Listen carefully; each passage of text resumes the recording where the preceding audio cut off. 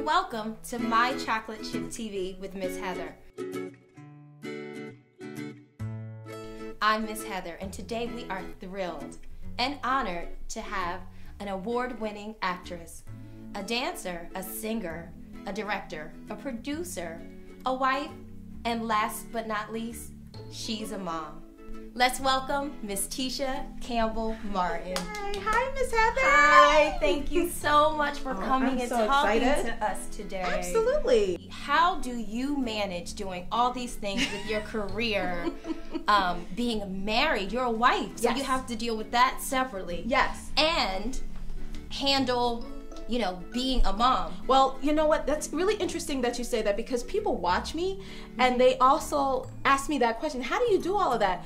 Well, it's actually a lot of time management. 5 o'clock in the morning, I prep everything for my kids. So I'm prepping dinner at 5 o'clock in the morning and making breakfast. Then I go upstairs to help Ezekiel get dressed around 6 in the morning. And that's hard because he is not a morning person. Zen is on his own. He's always been self-sufficient. So he pretty much handles himself. Then by 6 o'clock, 7 o'clock, they've eaten, fed the dogs. I go out, we drop them off at school. Then by 8:30, I'm at the gym taking care of myself.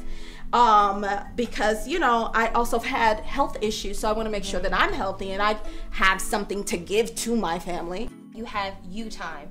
Yes. I feel like that's very important for a lot of us mothers. We forget ourselves. Yes.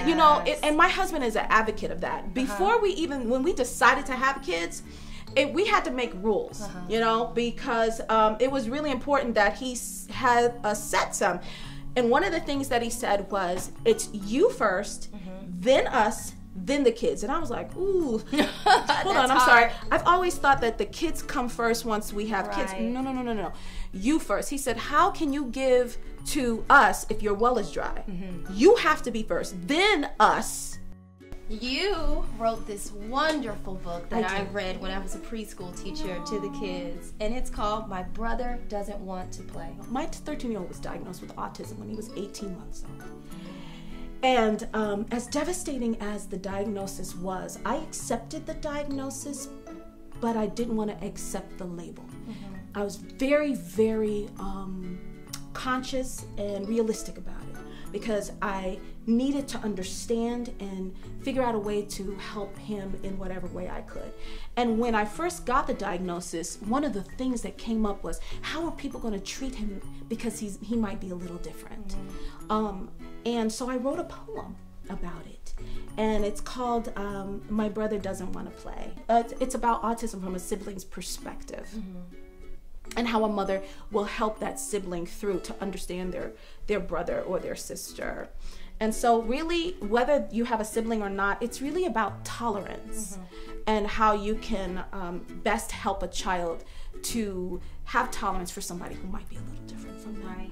My brother, he did all of the illustration with me. Not only do we have Miss Tisha Campbell-Martin here today with us, we also have her brother, Stanley Campbell. Why did you guys decide to do this together? Well, it was Tisha's idea. She presented the project to me, and I was really excited to know that she wanted me to be part of it. I love my nephews, and just to be part of that project, it was really heartfelt. So I got to really put my heart into it, and I think he did a great job. I think he did a great job too. Thank you so much. Beautiful. It's so beautifully done. Part of the proceeds go to my nonprofit called Color in My Mind.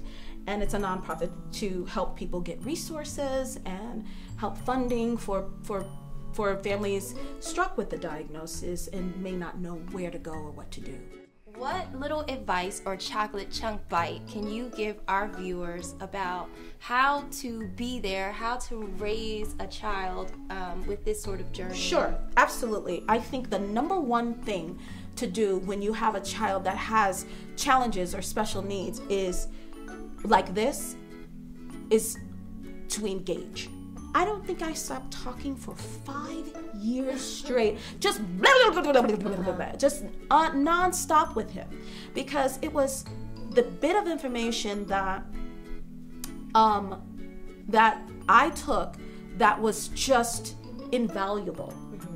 You know, even when we were in an elevator, it was, hey, look, Zen, the elevator goes up, up, up, up. The elevator goes up. Look at the numbers. The numbers go 1, 2, 3, 4, 5. Oh, we're about to stop. Feel your stomach. Feel your stomach. Ooh, the doors are opening. Like, I didn't stop talking because I wanted him to understand, engage with me. Whatever it was, for some reason, I felt like he was in there and I just needed to connect.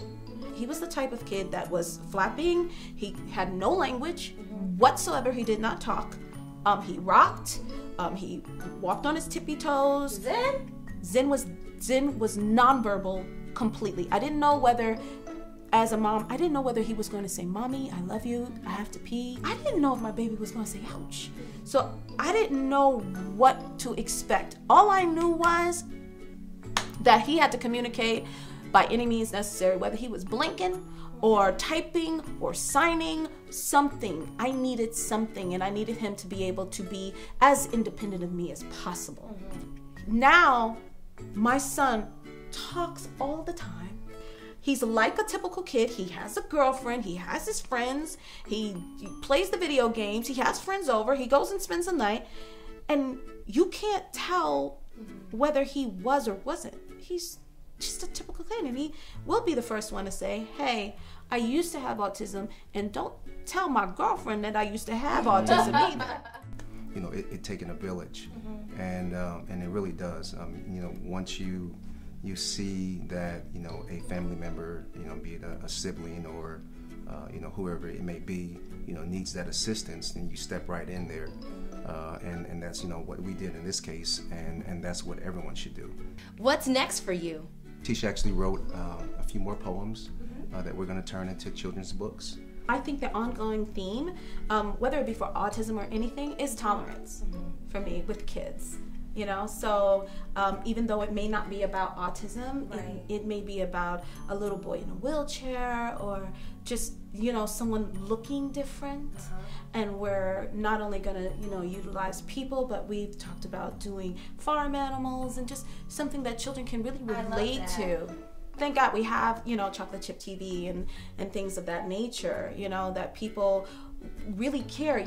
It's obvious that you care about others and you care about children, and you want to make the world different. I'm writing actually the memoirs of the autism journey, which is different from this. It's not a kid's book. It's to help people on the journey and everything that we went through and the things that I did to help my son.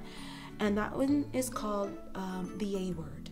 The A Word. Yeah, and so I'm in the middle of writing that, and also I'm doing an album, which should be out in the summer. So my brother and I are also doing another collaboration, a completely different collaboration, where I designed and came up with the idea of doing a makeup organizer. It's compact and it goes on your vanity. You can buy 2 or 3 or put them all together, and it looks exactly like the department stores. So we're really excited about that. That probably will launch during Christmas. So this whole year is pretty incredible for me. That's amazing. Yeah. Thank you, Tisha and Stanley, so much for joining us today with My Chocolate Chip TV. I had an awesome time with you guys. I think this interview will be definitely inspiring to so many of our viewers out there. Thank you for having us. Thank you. Thank you so much. And I didn't want you to leave. What is this cuteness? You can open it later. Okay. But it is a chocolate chip gift for Zen and Ezekiel. Oh, thank yes. you. Thank you so much for coming and joining us. Thank you so much. We appreciate you so much. You can purchase My Brother Doesn't Want to Play at Amazon.com. And make sure to check back with My Chocolate Chip TV for more inspiring videos. And leave your comments below and subscribe.